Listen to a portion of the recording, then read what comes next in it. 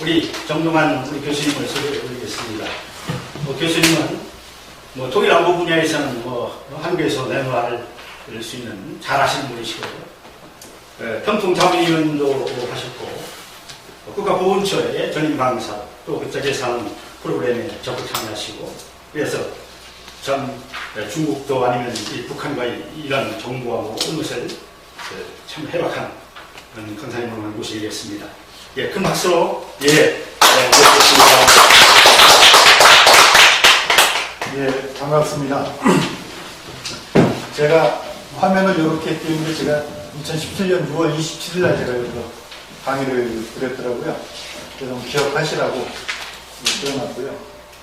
오늘 제목을 드렸습니다. 지구촌 시대 평화를 만드는 지도자의 삶, 이런 제목으로 해서 50분 좀 넘게 말씀을 드리도록 하겠습니다. 제가 통일을 생각한 지가 꼭 이제 40년 됐습니다. 1979년 10월 26일 날 박정희 대통령 돌아가시는 것을 보고 이 민족이 앞으로 무엇을 해야 길이 있을까라고 고민을 하다가 통일을 해야 되겠다라는 생각. 그때 제가 19살 때였습니다. 그래서 그때부터 시작을 해서 40년 동안 단 한 번도 그 생각을 바꾸지 않고 살았습니다. 그래서 한 사람이 40년 동안 한 가지 목적을 가지고 산다면 그래도 꽤 이제 많이 자료도 쌓이고 그래서 아까 소개해 주신 대로 통일에 대해서, 북한에 대해서는 누구보다도 잘 알고 있다고 생각을 하고, 그것은 북한에 있는 사람들로부터도 공유를 받았습니다. 그래서 제가 이제 이 북한을 연구하다 보니까 동북 삼성 쪽을 한 30번 넘게 다녔습니다. 그러다 보니까 처음에는 그 국정원 직원이라는 이런 스타이라는 그 오해도 받았어요. 아니, 일반 개인이 어떻게 돈을 그렇게 와서 쓰면서 다닐 수가 있느냐라고 오해를 했는데, 한 5번 넘어가니까 이제 친구들이 제 진심을 알아주고는, 거기 가면, 특히 연길 쪽에 가면요, 북한 사람들 얼마든지 만날 수 있습니다. 연길에 이제 북한 보위부라고 하죠. 또 북한 무역하는 나와 친구들이 이제 그 본부가 유경호텔이라는 호텔이 7층짜리 호텔이 있는데, 그 바로 옆에, 거기는 못 들어갑니다. 거기 들어갔다면 잡혀가요. 거기는 못 들어가고, 그 호텔에서 한 50m 떨어진 호텔에 코스모 호텔이라는 데가 있는데, 거기 가서 제가 주로 묵는데, 거기 손님의 80%가 북한 사람들이에요. 북한 무역하는 사람들이 와서 밥 먹고 손님들 만나고 하는데, 그래서 거기서만 한나절만 앉아있으면 북한 얘기가 다 들어와요. 그러다 보니까 한 번은 친구를 만났는데, 그 친구가 연길 지역의 북한 무역 총책임자, 그래서 우리로 치면 차관보다는 조금 낮고 국장보다는 조금 높은, 이름이 최철이라는 친구였는데, 저하고 나이가 동갑이더라고요. 그래서 술 마시면서 이제 한잔하면서 물어봤어요, 여러 가지를. 그랬더니 이 친구들이 공식적인 석상에서 얘기를 잘 안 하는데, 사석에는요 다 얘기해요.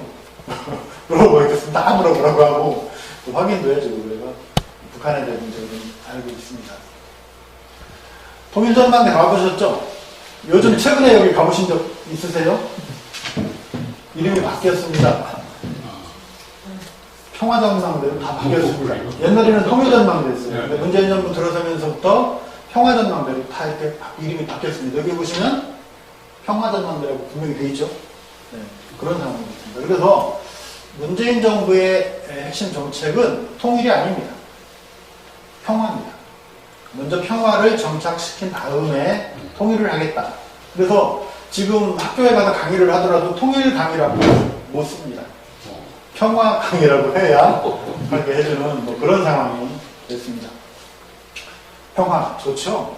이것처럼 좀 어디 있습니까? 우리 여기 이름도 한민족 평화 태화고 엄청나게 큰 이름을 가지고 계신 장소인데, 평화가 정말 좋은데, 평화는요 뭐가 있어야 됩니까?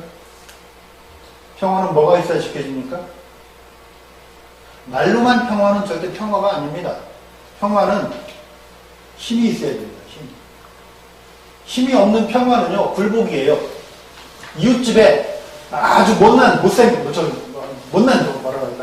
무식하고 그런 사람이 살아요. 예. 그 사람한테 앞으로 잘 봐줘라고 하면은 그건 뭐예요? 내가 너한테 불복할 테니까 봐줘라는 거예요. 근데 그 사람이 그럼 진짜로 봐주겠습니까? 자기 기분 나쁘면 그냥 깽판 치는 거예요. 그럼 그 사람을 억제하려면 뭐가 있어야 되냐? 내가 힘이 세든가, 팔주 소장을 잘 알든가, 아니면 높은 사람을 잘 알든가, 그래서 즉각 나를 도와줄 사람이 없으면 불금입니다. 그러니까 우리가 이 정부, 우리 이제 평화를 얘기하는데 평화는 힘이 있어야 할 수 있는 거예요. 대한민국이 옛날 같지는 않습니다. 근데 현재 아주 어려운 상황이라고 좀 판단을 합니다. 그래서 힘없는 평화는 구걸입니다. 대한민국 힘이 있습니다. 전에 비해서. 근데 문제는 우리 주변에 너무 세요. 보실까요? 그래서 옛날에 뭐라고 그랬습니까? 고래 싸움에 뭐 터진다고 그랬어요? 새우등 터진다고 그랬죠? 이게 고래, 중국이라는 고래, 미국이라는 고래입니다. 그 사이에 새우 껴있죠? 근데 우리는 지금 새우는 아니에요. 옛날에는 새우였습니다. 옛날에는, 그렇죠? 6.25 때는 우리 새우였습니다. 그래서 힘도 없이 그냥 중간에 껴가지고 힘들었는데, 지금의 우리는 돌고래쯤은 된 것 같아요. 그렇죠? 돌고래가 고래보다는 힘은 좀 약한데 지혜가 있어요. 지구상에 있는 생물체 중에서 자기 뇌 용량의 20%를 쓰는 유일한 동물이 돌고래입니다. 돌고래는 한번 항해를 시작하면요 10,000km로 가요. 근데 자기가 목적한 데를 단 한 치도 틀리지 않고 찾아가는 게 돌고래예요. 그러니까 어쩌면 이게 참 딱 맞는 비유가 될 것 같다. 그런데도 고래하고 붙으면 힘이 안 됩니다. 그렇죠? 아프리카 지도죠. 54개국이 아프리카 대륙 안에 있습니다. 마다가스카르 포함해서. 이게 대한민국 지도로 그대로 옮겨놓은 거예요. 300분의 1입니다. 아프리카 대륙의 면적은 대한민국 딱 300분의 1이에요. 그런데 아프리카 전체 54개국의 경제력 합한 것보다 대한민국 경제력이 더 셉니다. 우리 지금 GDP가 1조 5천억 달러쯤 되거든요. 아프리카 전체를 합쳐도 1조 5천억 달러가 안 됩니다. 제가 2010년도쯤에 이 자료를 만들 때는 54개국 중에서 이집트하고 남아프리카 공화국을 뺀 52개국과 힘이 비슷하다고 했는데 이 두 나라는 힘이 커지지가 않았는데 대한민국은 계속 발전을 해서 우리는 지금 이제 1조 5천억 달러 정도가 됐거든요. 그래서 54개국, 이집트, 아프리카 공화국, 남아프리카 공화국 포함해도 대한민국의 힘이 세다. 군사력은 더 말할 것도 없습니다. 54개국을 합친 군사력보다 대한민국이 더 셉니다. 만약에 대한민국이 아프리카 땅 어디에가 붙어있다면 우리 큰 소리 치면서 할 거예요. 다 내 말 들어 하고 큰 소리 치면서 할 거예요. 근데 문제는 우리 주변에는 센 나라들이 다 모여있다. 네. 강하지만 약한 대한민국에는 참 비애하죠. 미국, 자타공인 세계 최강입니다. 그걸 부인할 사람은 아무도 없습니다. 그렇죠? 네. 중국, 인구 세계 최고 많죠? 15억 인구입니다. GDP, 이제 두 번째. 근데 실질 경제력은 이미 미국을 넘어섰다고 합니다. 2014년에 이미 구매력에서는 미국을 넘어섰다고 합니다. 네. 그러니까 G2라고 보통 부르죠. 근데 이 일본이라는 나라가요, 2등이라고 자기도 주장을 해요.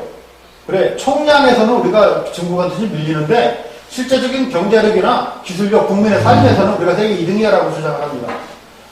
중국이 그렇게 부상하기 전까지 일본이 실제적으로 세계 2등이었습니다. 그죠? 러시아, 군사력 세계 2위입니다. 부동의 2위입니다. 부인할 수 없습니다. 그러니까 한반도 주변에는 세계 최고 친 나라 1등 하나하고요. 자기들이 2등이라고 주장하는 공동 2등 세 나라가 있어요. 거기다 북한도 만만하지가 않습니다. 군사력이 세계 5번째입니다. 핵 빼고 재래식 군사력만 해도. 그러니까 대한민국이라는 나라가 딱 어떻게 강하지만 약할 수밖에 없다. 그래서 여기서 평화라는 말을 주장하는 게 정말 쉽지 않다. 왜? 만만한 나라가 하나도 없지 않습니까, 지금? 그게 우리 상황. 그 대신에 우리가 이제 센 나라라고 놀다 보니까 우리도 세졌어요. 그러니까 약한 나라들하고 놀았으면 우리도 약할 텐데 이렇게 센 나라들하고 놀다 보니까 우리도 세가지고요.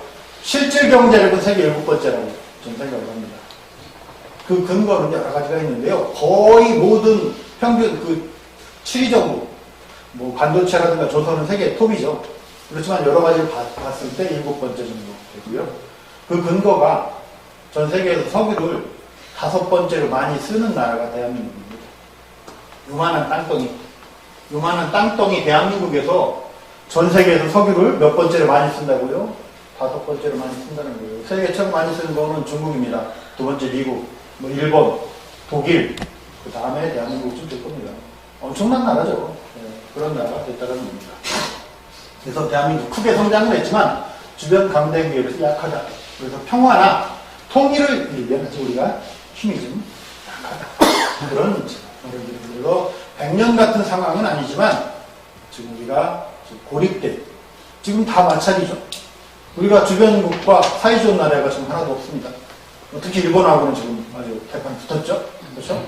미국도요. 그렇게 녹록하지가 않습니다. 지금 러시아 마찬가지로 중국 그렇고요. 그러니까 우리는 어느 하나를 선택을 해야 되는 상황인데 어디 선택할 수가 없는 참 외로운 그런 상황이 되어 있습니다. 지구촌 시대라는 말 다 이제 여기에 부정하시는 분 없죠. 그렇죠? 지구촌 시대. 제가 비행기를 타고 이제 외국을 좀 많이 다니고 출장도 많이 다니고 하는데 이제요 맘 먹고 돌면은 하루 반나절이면은 전 세계를 돌겠더라고요. 비행기 타고 내렸다 하더라도요 거의 하루 반나절 36시간이면 충분히 세계를 돌 수 있어요. 그런 상황이 된 상황입니다. 천자문이거든요. 제가 이 배지가 유교 성균관 배지입니다. 향교 제가 이제 있는데 옛날부터 어린 적에 가장 처음 배우는 학문이 뭐예요? 천자문이에요. 천자문부터 시작합니다. 그거를 서당에 가서 배웠습니다. 서당. 그죠? 이렇게 훈장님 앞에서 이렇게 천자문을 외면서 했어요. 근데 첫 구절이 뭐냐면요. 이거예요. 천지현황, 우주홍황. 천지는요, 하늘은 검고, 땅은 누르다. 우주는 넓고 거칠다. 이게 천자문에, 천자문이 어떤 거냐면요, 이렇게 사원절구 돼 있어요. 네 자로 된 절구가 250개가 모여서 천자문입니다. 그거를 어떤 사람이 만들었대요. 하룻밤에. 그리고 머리가 샜답니다. 심력을 다둑 쏟아가지고. 그래가지고 이 천자문을 백수문이라고도 부릅니다. 제가 왜 이 말씀을 드리냐면, 우주를 알아야 되기 때문에, 우주. 우주 역사가 한 154억 년 됐답니다. 이거는 영국의 콜린 윌슨이라는 학자가 쓴 책을 제가 이 책 86년에 나왔을 때 제가 딱 사서 본 그 책입니다. 154억 년 됐다고 그랬죠. 은하라는 말 다 기억하시죠? 우리가 은하수에 살고 있습니다. 은하계에 살고 있습니다. 근데 지금까지 확인된 은하만 몇 개예요? 수천억 개라는 거예요. 지구상의 인구가 몇 명입니까? 70억 명이죠. 그러니까 지구상에 살고 있는 인구보다 훨씬 더 많은 은하가 있고 앞으로 계속 확인이 될 거다. 왜? 우주는 계속 확장하고 있으니까요. 여기 우리 은하계입니다. 안드로메다 은하에서 이렇게 떨어져서 은하계가 있거든요. 태양계는 요쯤에 있습니다. 꼬리쯤. 그리고 태양계 안에 지구가 있어요. 블랙홀을 처음으로 관측을 했습니다. 블랙홀이 있다라는 걸 주장을 했는데 그걸 관측을 못했거든요. 작년에 관측을 했습니다. 8개 전파망을 연결을 해서 이 블랙홀 처음, 그런 블랙홀이 뭐냐면요. 여기는요, 중력이 무지무지가 세요. 그러니까 우리가 현재 살고 있는 중력이 몇 만 배, 몇 십억 배가 돼요. 그러니까 빛조차도 여기 빨려 들어갑니다. 그러니까 이 은하의 핵심에 이 블랙홀이 있을 거다라는 게 우주학자들의 전망입니다. 계속 빨아들인다는 거죠, 블랙홀을. 지구는 45억 년 됐다고 합니다, 나이가. 45억 년 전에 이렇게 조그만 미행성들이 부딪히니까 열이 나겠죠. 그래서 녹아서 한 덩어리로 뭉쳐진 게 지구라고 합니다. 22억 년 전에는요, 지구가 이렇게 다 얼음으로 덮여 있었어요. 지금의 남극처럼, 남극뿐만이 아니고 전 지구가 이렇게 얼음으로 덮여 있었다고 합니다. 6억 3천만 년 전에 세포가 태어났습니다. 바다에서. 처음으로. 이 세포가 분열을 시작합니다. 2개로, 4개로, 8개로. 16개로, 32개로, 64개로, 128개로, 이렇게 올라갑니다. 246개로, 512개로 이렇게 올라갑니다. 그래서 지금 지구상에서 가장 복잡한 생물이 누구를 먹을까요? 지구상에서 가장 분화가 되고 복잡한 생물. 사람입니다. 그렇죠? 인간 중에서도 여자일 겁니다. 왜? 남자보다 기능이 더 있잖아요. 아기를 잉태하고 출산하는 기능이 있기 때문에 남자보다는 세포수가 분명히 더 많을 거야. 네. 그럼 사람의 세포수가 60조에서 70조쯤 된다고. 개수가. 그러니까 우리 인간 한 분당 세포가 몇 개? 60조에서 70조 개가 돼야 정상적인 사람 역할을 한다. 근데 이 세포들은요, 계속 생과 사를 죽고 태어나고 죽고 태어나고. 위장세포 같은 경우는요, 3일이면 새로 태어난대요. 완전히. 그러니까, 죄송하지만 술 얘기를 해서 술을 먹고, 많이 먹고, 위가 망가졌더라도 3일 후에는 위가 다시 깨끗하게 살아난다는 거예요. 왜? 새로운 세포가 생기니까. 그런 건 발복하면서 이 60조, 70조 개가 돼야 된다는 거예요. 여기까지 걸린 시간이 얼마 걸렸습니까? 6억 3천만 년이 걸려요. 그러니까 사람 한 사람은 생명체로서 6억 3천만 년의 결실이라고 보시면 될 것 같아요. 얼마나 소중한 존재인지를 우리가 깨달아야 될 것 같습니다. 4억 년 전에 바닷가에 이렇게 나무가 생기기 시작했습니다. 이거는 강한 나무가 아니라 부드러운 나무, 잘 휘어지는 나무가 이렇게 연체적으로 생기기 시작했어요. 그러다가 3억 년 전에 이렇게 거대 시작이 됐습니다. 이 잠자리가 70cm. 잠자리 요만하잖아요, 손가락. 근데 그때는 70cm. 이 뒤에 지네는 2m. 이 나무들은 직경이 보통 10m 정도 있습니다. 이때 지구를 가장 활보하던 생물이 공룡이었습니다. 몇백 미터가 되는 것도 있죠, 공룡. 이 한반도에도 공룡이 있는 걸 우리가 알고 있습니다. 고성 같은 데 가면 지금 공룡 발자국이 남아 있어요. 그럼 그 많던 공룡이 다 어디로 갔을까요? 6,400만 년 전에 멕시코 유카탄 반도에 소행성이 떨어졌습니다. 지름이 10km. 엄청나게 큰 운석이 떨어진 거예요. 운석이라는 표현 말해야 되죠. 그게 쪼개졌을 때는 소행성이라고 부르는 게 정확합니다. 이때 발생한 진도가 12. 12. 동일본 지진 때 진도가 9였습니다. 이때 그래서 공룡이 멸망을 했다라는 게 거의 정설입니다. 이때 다 죽지는 않았는데 70% 정도가 요 순간에 죽었고요. 그리고 30%는 서서히 먹을 게 없어지고 하니까 죽어갔다. 그래서 공룡이 완전히 전멸을 했다. 동일본 대지진 때 진도가 9였습니다. 쓰나미 평균 15m였습니다. 지진은요, 진도가 1이 높아질 때마다 힘이 32배가 세집니다. 그걸 계산해 보니까 진도 10이면은요, 쓰나미가 49만 1520m가 나와야 됩니다. 근데 아시다시피 지구의 가장 깊은 바다가 10,000m입니다. 그러니까 아무리 바다가 뒤집어져도 10,000m 이상의 쓰나미가 발생할 가능성은 없죠. 그래서 객관적으로 추정을 해보니까 최소 1,800m 정도의 쓰나미가 전 지구를 왔다갔다고 보십니다. 멕시코로부터 시작해서 그 쓰나미가 시작해서 태평양을 지나서 완전히, 그러면 한반도 같은 경우 살던 공룡들이 다 어디로?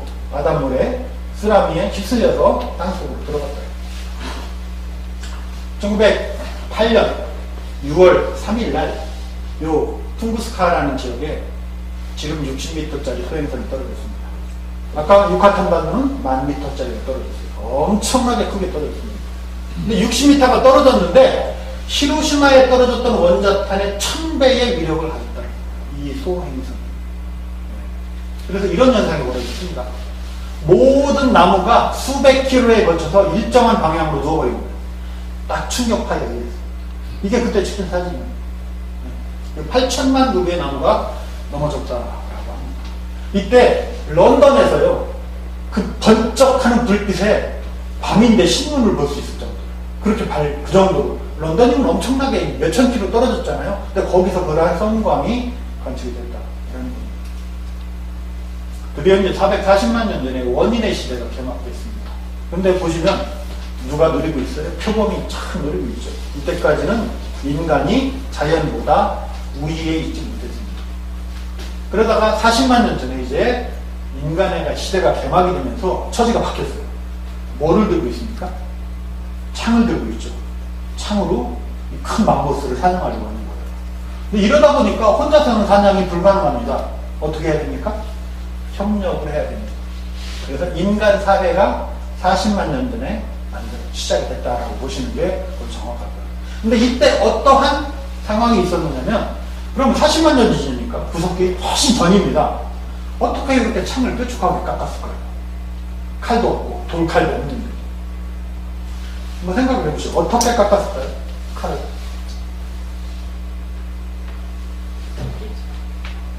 갈았을까요? 돌에다. 돌에다 갈기도 했겠죠. 근데 불에 태웠습니다. 단단한 나무를 불 속에다 놓으니까 이렇게 뾰족하게 된 거예요. 그거를 좀 가다듬어서 창이 되겠습니다. 그러니까 40만 년 전에 인간의 시대가 개막이 됐다는 건 무슨 사건이냐? 불을 사용하기 시작했다. 그래서 사람과 동물의 가장 큰 차이점을 말하자면 불을 사용할 수 있느냐 없느냐가 저는 조건이라고 생각합니다. 어떠한 머리 좋은 동물도 불을 사용합니까? 호랑이도 불을 들고 가면 도망갑니다. 그렇죠? 네. 그래서 인간이 인간다워진 게 바로 불을 사용해서. 어느 날 들판에 불이 났습니다. 이 안에 사슴이 한 마리 죽었어요. 근데 먹어보니까 맛있는 거예요. 그래서 이 불을 자기들 동굴로 가져가서 쓰기 시작했다라고 저는 추측을 합니다. 그게 동굴에서 시작이 됐습니다. 그래서 이 문명이 시작됐어요. 이때까지는 사냥을 해가지고 저장을 못 하잖아요. 냉장고에 있는 것도 아니고. 그러니까 매일매일 사냥을 해야 돼요. 왜? 그냥 시간 지나면 썩잖아요. 그러니까 남자들이 사냥을 할 때 어떻게? 매일매일 사냥을 해요. 하루 쉬지 않고. 근데 고기를 잡아와서 먹고 옆에다 놨어요. 그리고 잤어요. 근데 다음날 아침에 일어나보니까 이게 뭐가 됐습니까? 유포가 됐어요. 훈제가 돼가지고. 고기를 저장하는 법을 인간이 알게 된 거예요. 그러니까 고기를 저장할 수 있게 되니까 매일매일 사냥을 안 해도 되겠죠. 식량을 저장할 수 있게 되니까 시간이 남고 거기서 문화가 시작됐다라고 보는 게 정답일 것 같습니다. 이렇게 식량이 저장이 가능했죠. 구석기 시대가 됐습니다. 이렇게 자연적인 돌로 사냥도 하고 쓰기 시작했습니다. 신석기 시대는 지금부터 8,000년 전, 구석기 시대는 10,000년 전으로 잡습니다. 이렇게 이런, 그리고 이때 농사가 시작이 됐다고 합니다. 청동 시대가 시작이 됐습니다. 이것도 마찬가지예요. 돌을 주워다, 무거운 돌을 주워다가 옆에다 놓고 자다 보니까 그게 불 안으로 불러 들어갔어요. 근데 그게 녹아버린 거예요. 아, 이게 녹는구나. 그래서 이렇게 칼을 만들기 시작했습니다. 그리고 이제 철기 시대가 시작이 됐습니다. 옛날 주몽 드라마 기억나시죠? 이 사람이 이제 모팔모라는 사람이죠. 그렇죠? 이 사람한테 주몽이 이 사람한테 뭐를 만들려고 그래요? 강철칼을 만들어라고 합니다. 강철칼. 그때 한나라, 중국의 한나라는 강철칼을 가지고 있었어요. 근데 강철칼이 없으니까 전쟁이라고 싸우다 보면 일반 칼하고 강철칼하고 딱 부딪히면 어떻게 됩니까? 일반 칼은 뚝 부러집니다. 그러니까 게임이 안 되는 거죠. 그러니까 모팔모한테 막 해서 결국에는 고구려가 뭐를 갖게 됐습니까? 강철칼을 가지게 됐던 거죠. 그래서 고구려의 수도 환인 근처에 엄청나게 질 좋은 철광이 있습니다. 지금도 그 철 중국에 캐고 있습니다. 엄청나게 큰 철광이거든요. 현대 문명은 지금 철기 문명이라고 봅니다. 후기 철기 문명. 그래서 현대 문명은 두 가지로 보습니다. 철과 전기. 이게 홍콩 사진입니다. 드론으로 찍었습니다. 이렇게 고층 빌딩을 세우려니까 뭐가 있어야 돼요? 철이 없으면 버티지를 못하죠. 두 번째, 높은 데를 올라가니까 뭐가 있어야 돼요? 전기가 있어야 돼요. 그래서 현대 문명은 철과 전기라고 볼 수 있을 것 같습니다. 이렇게 문명이 시작돼서 시족사회, 부족국가, 민족국가를 거쳐서 지금 지구촌 시대가 됐다. 이거를 제가 설명을 드리려고 왔습니다. 그래서 이제 비로소 우리가 지구라는 별을 인간이 완전하게 이해하는 시대가 됐다는 거죠. 옛날에 코페르니쿠스가 지구는 둥글다라고 말을 하고 어떻게 됐습니까? 사형당했습니다. 갈릴레오는 종교재판에서 지구는 둥글지 않다라고 증언을 했어요. 그리고 나오면서 그랬어요. 그래도 지구는 돌고 지구가 둥글다라고 했습니다. 근데 그럼 사람들이 지구가 둥글다는 걸 언제 확인했겠습니까? 물론 배 타고 가면서도 확인했어요. 왜? 멀어지면 보이지가 않으니까, 사라지니까. 근데 진짜로 확인한 거는 인공위성 통해서입니다. 그렇죠? 좀 뒤에 나올 건데 인공위성 먼저 올라갔습니까? 1957년에 소련이 처음으로 갔고요. 그다음에 1970년대 미국이 아폴로 13호를 통해서 달에 가면서 드디어 지구가 둥글다라는 것을 눈으로 확인했어요. 얼마 안 됩니다. 지구를 이해가 한 지가. 그러니까 지금 지구 어디 있어도 오지가 있습니까? 핸드폰만 가지면 또 위성전화기만 가지면 지구 어디에 있어도 전화옵니다. 특히 위성전화기 같은 거. 그런 나무도 있죠. 그리고 이제 2500년 전에 석화 공자 소크라테스가 나왔고요. 그 다음에 500년 후에 예수님이 나오셨습니다. 그래서 이 시대부터는 종교의 시대가 시작됐다는 얘기합니다. 신의 시대가 시작됩니다. 그래서 자연 우위의 시대가 있어요. 그 자연을 극복하는 인간의 시대가 있어요. 그 다음에 이제 2000년 전부터는 신의 시대가 시작됐는데 이것이 신의 시대가 그러면 조금씩 무너지기 시작한 게 제가 볼 때는 산업혁명인 것 같아요. 1800년대, 1700년대, 18세기 영국에서 산업혁명이 일어났습니다. 전기기관을 처음으로 만들었어요. 그때까지는 사람의 힘이나 소의 힘이나 말의 힘으로 모든 걸 했죠. 농사도 짓고요. 근데 전기기관이 영국에서 발명이 되면서 이때부터 200년간을 영국이 세계를 지배합니다. 200년간. 지금도 영연방이라는 데가 있죠. 53개국이 속해 있습니다. 오스트리아, 뉴질랜드, 카나다, 인도 이런 나라 다 영연방이에요. 그래서 영국을 옛날에 뭐라고 그랬습니까? 해가 지지 않는 나라. 영국의 국기 아래 해가 지지 않는다. 지배했습니다. 2차 산업혁명 20세기 초에 시작되면서 이건 뭐냐면요. 컨베이어 벨트를 이용해서 대량 생산이 가능했고 미국, 이때 대표적인 기업이 제너럴 포드라는 자동차 회사였습니다. 그래서 이때 드디어 2차 산업혁명이 시작되면서 미국이 주도권을 뺏어오게 됩니다. 그리고 1차 세계대전과 2차 세계대전을 지나면서 미국이 이제 세계 최강대국이 됩니다. 그리고 1970년대 이후에 3차 산업혁명이 시작됐습니다. 로봇, 자동화. 근데 이때 혜택을 많이 본 게 대한민국, 중국, 물론 그 앞장서 있던 건 일본. 이렇게 됐습니다. 그리고 이제 4차 산업혁명이 진행되고 있는 현재 과정이 있습니다. 좀 시간이 넘어가겠습니다. 그러면 중요한 거는 이게 지구촌 시대가 됐는데 누가 이 지구촌 시대를 주도할 것인가 이게 문제죠. 그렇죠? 제가 이거를 설명하기 위해서 장시간 인류 문화사를 쭉 설명을 드린 거예요. 이제 드디어 이 시대가 됐는데 지금은요 중국이 당나라 이후에 1000년간 세계 최강이었습니다. 부정 못합니다. 그러다가 서양은 로마 제국의 전성시대가 있었죠. 동서양으로. 그러다가 영국의 전성시대가 시작되면서 중국이 망했죠. 중국이 망하게 된 가장 결정적인 계기가 뭡니까? 아편전쟁입니다. 그죠? 중국이 아편을 팔아먹었는데 중국이 반대하니까 전쟁을 벌였어요. 그리고 그때 뺏어간 게 뭘 뺏어갔습니까? 홍콩을 뺏어갔어요. 150년 전. 예. 그래서 영국에 시작됐고요. 그 다음에 20세기는 이제 미국의 전성시대가 시작됐는데 미국이 문제가 생겼다라는 겁니다. 그걸 말씀드립니다. 저는 미국의 종말이라고 생각합니다. 트럼프 이후에. 왜? 트럼프가 대통령이 되면서 첫 번째 주장한 게 뭐냐면 아메리칸 호스트예요. 모든 가치를 미국의 안전에 듭니다. 가장.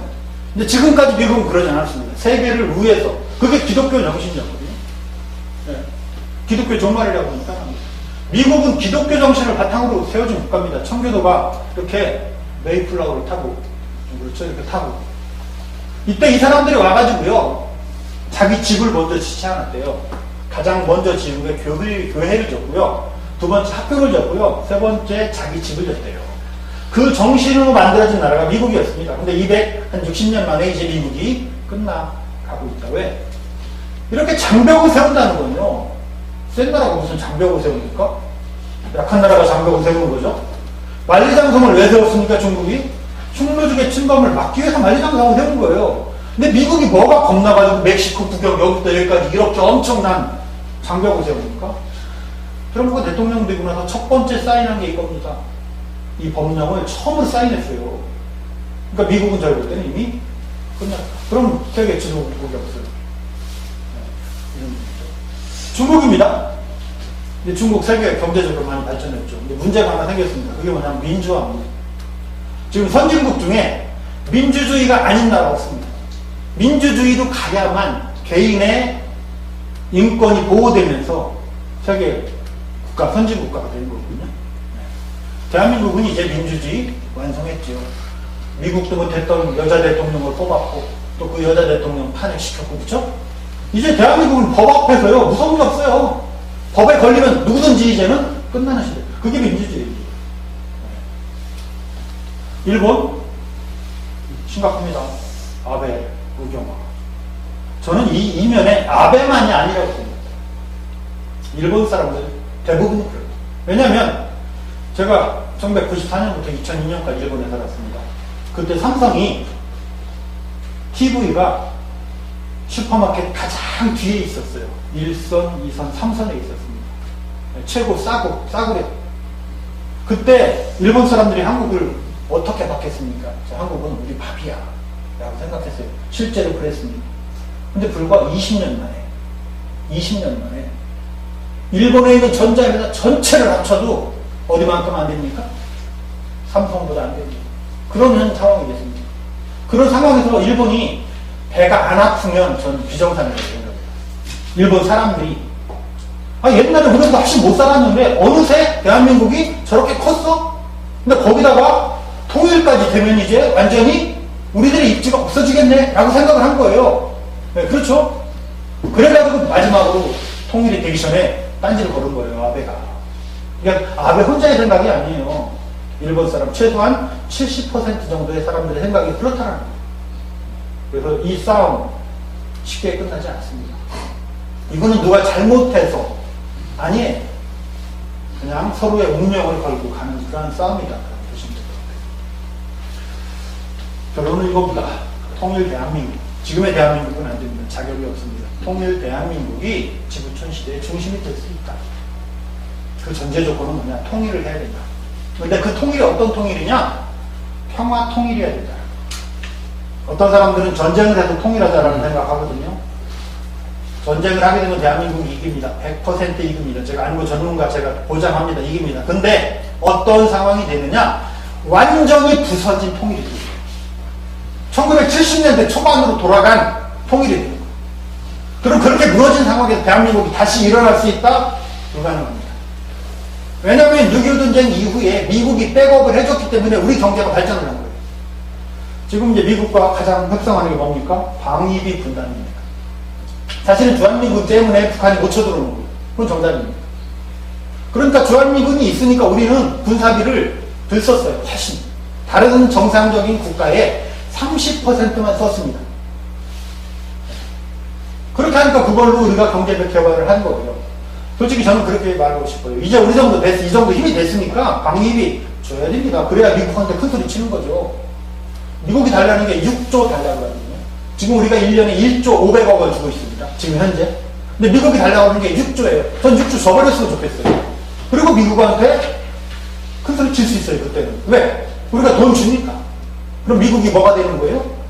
용병이 되는 거예요. 용병. 돈 써도 주니까. 그쵸? 그렇게. 왜? 우리가 그 정도 힘은 됐다라고 저는 생각을 하거든요. 당당해지려면. 우리한테 6조 크게 부담되는 돈 아닙니다. 솔직히. 그렇죠? 왜냐면 1년에 버리는 쓰레기 우리 2조예요. 우리 대한민국 국민 5천만이 1년에 버리는 음식물 쓰레기가 12조 원어치를 버리고 있어요. 네, 여러분 생각해본다면 우리가 한번 생각을 해봐야 되는 거죠. 그래서 대한민국 아시다시피 종교의 백화점이죠. 불교 꽃을 피웠습니다. 그래서 삼국 통일을 했습니다. 유교 중국에 가면 공자님의 흔적이 별로 없어요. 근데 제가 있는 향교에서는 한 달에 2번 제사를 지내요. 공자님한테. 234개 향교에서. 기독교. 전 세계에서 기독교를 스스로 받아들인 유일한 나라. 그래서 21세기를 주도한 대한민국. 근데 분단된 한반도는 세계와 주변으로부터 이용당할 수밖에 없습니다. 그래서 우리가 자유민주주의로 세계의 기적을 만든 대한민국을 통일한 한반도는 세계 모델이 될 수 있다. 그래서 통일이 필요하다는 거죠. 경제적인 이런 거 아닙니다.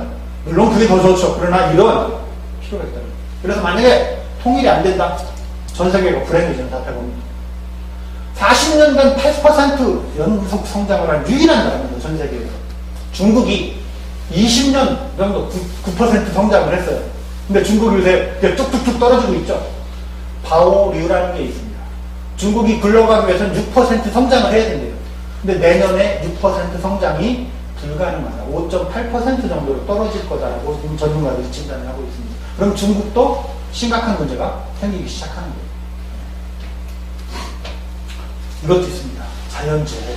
이거 어느 한 나라가 해결할 수 없습니다. 어떤 중심 국가가 나와야 되거든요.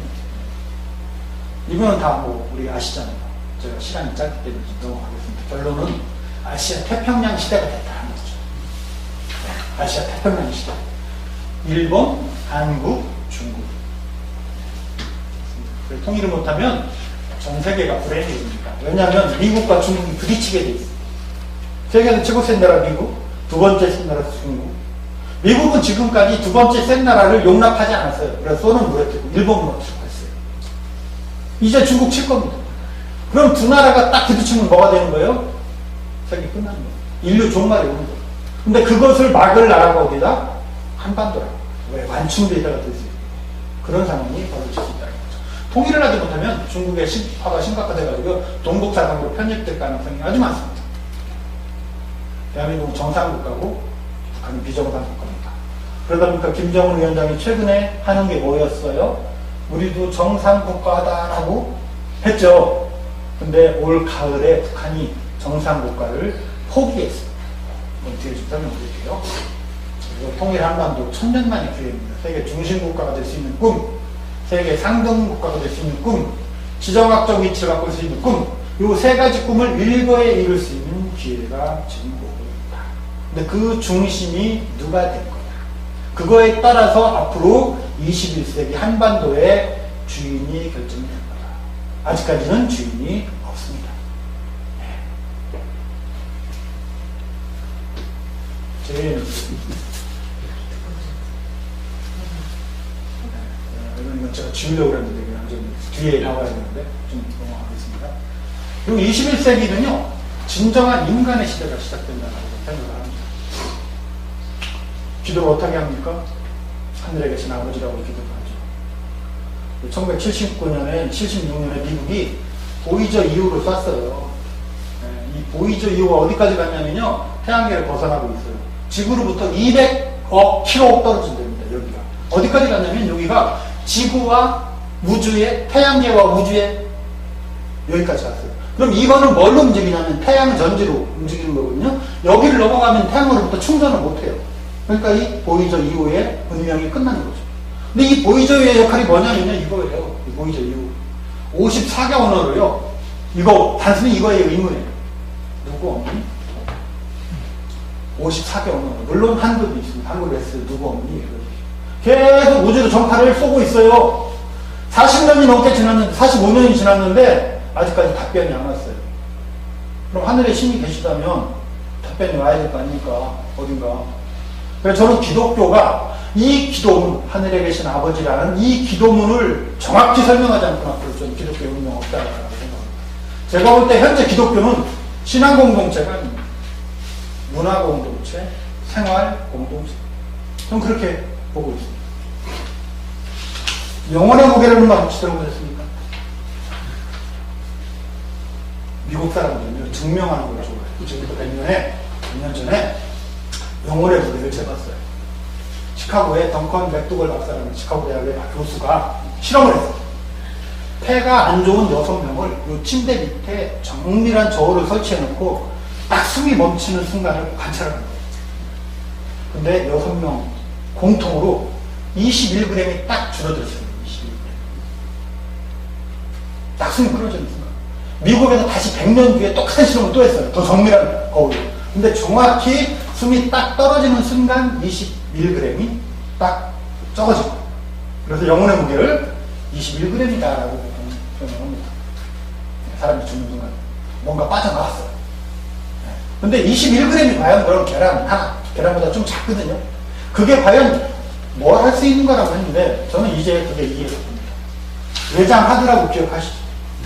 그게 메모리고요. 외장 하드가 보통 요 정도에 들어갑니다. 2테라 15만 원입니다. 근데 2테라면 어느 정도가 들어가냐면요. 최신 영화, 칼라 영화 3,000편이 그 안에 저장이 됩니다. 근데 이 무게가 한 180g 정도 되거든요. 근데 안에 있는 칩 딱 꺼내서 하면 그게 30g 안 돼요. 그러니까 사람의 평생을 영화 3,000편으로 찍을 수 있죠. 그쵸? 충분히 그게 저장이 가능하다는 거예요. 앞으로 그건 더 하는 겁니다. 그렇게 좀 생각합니다. 21숫자의 의미가 있죠. 알이 병아리가 되는 기간 21일입니다. 그죠? 인간의 신체가 성장이 완성되는 기간 21년이라고 해요. 그래서 사람이 21살 때 가장 활발하고 힘이 세다라는 거예요. 네. 활발하고 힘이 세고요. 그때부터 세포가 서서히 죽어가기 시작해요. 아까 말씀드린 70쪽의 세포는 요때쯤으로 보시면 돼요. 그때부터 뇌세포가 죽으면 뭐가 되는 거예요? 치매가 되는 거고요. 네, 그런 상황인 거죠. 단군 실화에서 곰이 사람이 되는 시간이 21일이었어요. 그래서 이 21g이라는 게 저는 의미가 있다. 그래서 제가 왜 그 말씀을 드리냐면, 신이 어디에 있느냐? 제가 볼 때 사람 속에 있다는 거예요. 가장 복잡한 생물, 사람 안에 저는 신이 있다. 그래서 인간이 위대하다, 인간이 존엄하다라는 그런 논리가 나온다라고 생각이 드는 거죠. 그런 생각을 저는 하고 있습니다. 제가 지금 해독 향교입니다. 제가 수석장이거든요. 이제 향교라면 전교라는 의미죠. 목사님 같은 거. 그 밑에 이제 총무수석장이 두 번째입니다. 제가 향교 들어간 지 3년 만에 총무수석장이 됐습니다. 전국에서 저처럼 젊은 수석장이가 있는 데는 저밖에 없어요. 다른 데는 다 70 넘으셔야 수석장이가 돼요. 하여튼 그렇습니다. 네? 왜 안 넘어가니?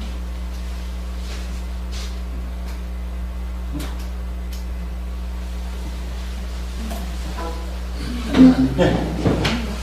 저는 이런 생각을 한번 해봐요. 유학에 대한 관심을 좀 가지셔야 될 것 같아요. 왜냐하면 앞으로 무슨 시대가 된다고 했습니까?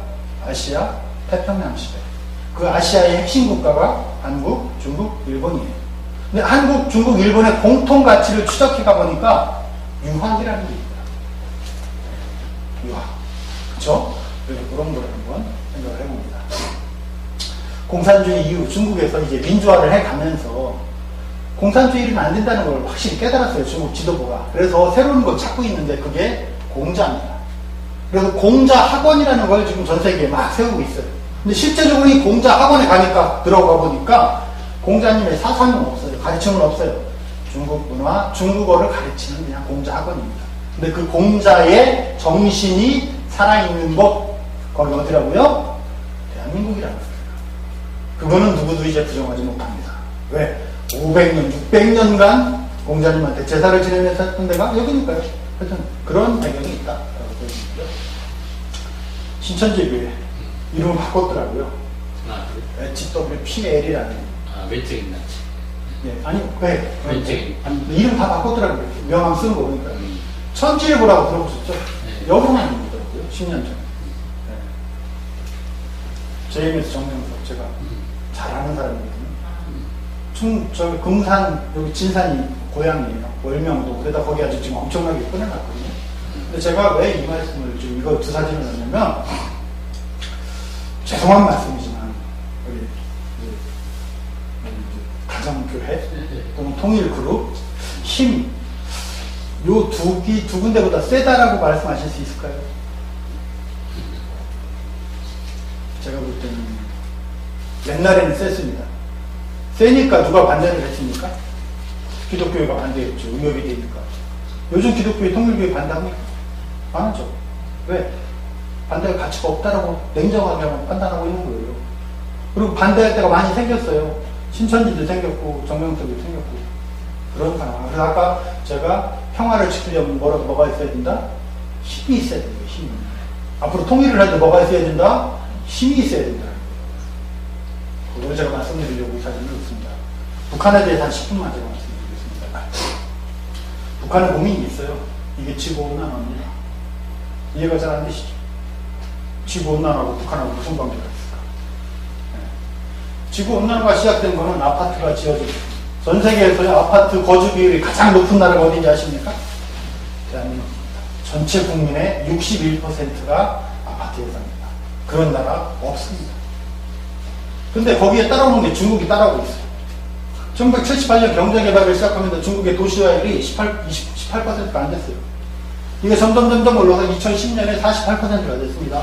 현재 55%. 2030년쯤 되면 70%가 될 거라고, 중국의 도시화. 그럼 대한민국은 어느 정도 됐느냐? 90% 도시화 됐습니다, 저는. 그러면 지구온난화가 생기는 가장 큰 원인이 뭐다? 도시화예요. 아파트 생기고 하면서. 그러면 중국 인구 15억 중에서 2030년이 되면 11억 이상이 어디에 산다? 아파트에 산다. 그럼 미세먼지 좋아지겠습니까? 앞으로? 미세먼지는 갈수록 악화될 겁니다. 왜? 중국에서 발생한 미세먼지는 다 어디로 옵니까? 바람 타고 한반도로 옵니다. 그게 우리 운명입니다. 제가 이제 중국에서 강의를 하는 내용인데, 북극, 지구온난화는 북극이 녹았어요. 이게 1979년에는 이 노란 선까지 얼어 있었어요. 이게 2012년에 찍은 사진이에요. 북극점이 여기입니다. 저는 궁금했어요. 그럼 지금은 어떨까? 이렇습니다. 북극이 다 녹았습니다. 그러다 보니까 러시아가 이번에 섬 5개를 새로 발견을 했어요. 자기 영토로 삼았습니다. 그린란드만 빼고는 여기가 다 녹았어요. 그래서요, 북극이 이렇게 꽁꽁 얼어있을 때는 제트기류가 이렇게 균일한 패턴을 가지고 돌아요. 근데 여기가 이렇게 녹으면서 여기 온도가 올라갔습니다. 그러면서 이 제트기류가 확산이 됐어요. 그래서 원래는 북만주 상공으로 지나가는 제트기류가 북한 상공까지 내려가버렸어요. 그 영향 결과가 뭐냐면 한반도로 오는 태풍이 없어진 거예요. 태풍이 여기서 발생해서 올라오다가 이 제트기류랑 충돌을 하니까 다 어디로 갑니까? 일본으로 가요. 다. 그런 상황이 현재 발생하고 있다는 거죠. 2014년 태풍 하나 왔습니다. 2015년 안 왔습니다. 2016년 안 왔습니다. 2017년 안 왔습니다. 2018년에 하나 왔습니다. 그리고 올해는 몇 개가 왔습니까? 태풍이? 7개가 왔어요. 7개가. 그럼 작년과 올해 뭐가 변했으니까 태풍이 안 오다가 7개가 온 건지 원인을 얘기해야 될 거 아니에요. 제가 이번에 이제 강사 교육을 갔는데 기상청 예보관 퇴직하신 분이 왔더라고요. 제가 이 얘기를 했어요. 그랬더니 깜짝 놀라더라고요. 자기는 도대체 상상하지 못했던, 그 양반은 늘 그랬어요. 북태평양 고기압이 발달을 해서 태풍이 못 오고 있다 라고만 했는데 그 원인을 따져보니까 그러면 지금 어떤 상황이 됐느냐? 아까 말씀드린 대로 북극이 다 녹았어요. 그러다 보니까 여기도 다 녹았죠. 그러니까 이쪽 온도도 올라갔어요. 그러면서 이쪽이 줄어드는 거예요. 그러니까 태풍이 올라오는 길목이 생긴 겁니다. 그러니까 이런 현상이 발생한다는 거죠. 그러니까 당분간은 태풍이 한반도로 많이 옵니다. 그것도 가을 태풍이 많이 올 겁니다. 그러니까 혹시 주변에 농사 짓는 분 계시면 이거를 염두에 두고 농사를 지셔야 돼요. 작년까지는 훈련이었어요. 비는 적당히 오면서 바람이 안 불으니까 벼가 얼마나 잘 됐습니까? 올해 벼 다 없었습니다. 네, 그런 상황이 발생하고 있다. 근데 가장 심각한 문제는 뭐냐면 이걸로 인해서 북한에 비가 안 오고 있다는 거예요. 북한이 정말 심각합니다. 올해가 아주 긴 장마였습니다. 그렇죠? 네. 이게 황해도 국도입니다. 7월달에. 7월달에는 벼가 이 정도 컸어야 돼요. 벼가 없어요. 들판에. 벼가 없다. 심은 게 없다라는 건 뭡니까? 가을에 거둘 것도 없다라는 거예요. 북한이 정말 지금 심각한 상황에 처했다는 거죠. 5월달 북한 강수량이 기상 관측을 한 입에 최저입니다. 북한은 5월달에 모내기를 해야 돼요. 결론은 모내기 못했다라는 거예요. 그래서 북한의 가장 큰 문제가 식량 문제. 14호 태풍 닝닝이 북한을 관통해서 갔는데 보통 이 정도면은요 여기까지 물이 가득 차야 돼요. 얘는 그랬어요. 바람은 엄청 세게 불었는데 물이 이것밖에 안 찼다는 거예요. 그러니까 이 태풍으로도 북한의 가뭄이 해결이 안 됐다는 거죠. 그러다 보니까 10년 내, 즉 김정은 정권 수립된 이후로 가장 심각한 식량난이 오래 벌어졌다. 그러니까 김정은이가 다급하니까 계속 뭐를 쐈어요? 미사일을 쏘는 거예요. 와, 그 미사일이 동해안으로 날라오지만 실제로는 저는 중국을 향해서 쏘는 거라고 생각을 합니다. 우리 죽겠으니까 좀 줘. 중국이 준다고 했습니다. 우리가 5만 톤을 준다고 했 쌀. 그때 북한이 거절을 했어요. 그러더니 중국에도 80만 톤 쌀을 주겠다. 약속하고 이 쌀이 지금 들어오고 있어요. 그러니까 북한이 올해는 넘어가게 생겼습니다. 딱 부족한 쌀이 한 80만 톤 됐거든요. 이거를 중국이 약속을 했습니다. 주기로. 시진핑 평양 왔을 때. 그래서 들어오고 있다. 그래서 급한 불은 껐는데 문제는 중국이 북한을 잘 살게 해줄 생각이 없다는 거예요. 죽지 않을 만큼만 줘요. 죽을 만큼 되면 줘요. 그러니까 북한은 미치겠는 거죠. 좀 잘 살게 해줬으면 좋겠는데. 근데 트럼프는 핵을 포기하면 잘 살게 해준다고 약속을 했어요. 근데 친구라고 하면서 핵 포기 안 한다고 제재는 더 강화시키네요. 그런 상황이 이제 북한에 벌어집니다. 이게 이제 그 증거입니다. 아까 김정은 정권이 정상국가라는 걸 하기 위해서 그동안 많이 보여줬어요. 우리는 정상국가라는 걸 하기 위해서. 근데 이제 돌아섰어요. 이게 월드컵 예선전이에요. 관중이 한 명도 없었어요. 평양에서 하는데 관중이 단 한 명도 없었다니까요. 그 얘기는 뭐냐면 이제 우리는 대한민국 바라보지 않겠다는 거예요. 그리고 이날 어디에 갔냐면 백두산에 올라갔어요. 이날. 근데 김정은이 백두산에 올라갈 때 중대 결심을 하러 가요. 장성택 처형할 때도 거기 가서 결심을 했고요. 예, 이래요. 근데 이번에 올라갔습니다. 이렇게 백마를 첫눈 오는 날 딱 맞춰가지고 첫눈 오는 날 갔어요. 그래서 이렇게 확 설원에게 백마를 타고 폼은 좋죠. 근데 심정이 얼마나 다급했겠습니까? 네, 이춘희가 그랬습니다. 혁명사의 진폭이 큰 의의를 가지는 사건으로 기록됐다. 이 사건이. 그러니까 뭔가 결심을 했다라는 거예요. 그 결심이 뭐냐? 자력갱생입니다. 자력갱생. 남조선 믿었는데 안 도와주지. 트럼프 믿었는데 안 도와주지. 그러니까 네, 스스로 살아야 되겠다. 그러면서 금강산에 와가지고 이렇게 말을 했습니다.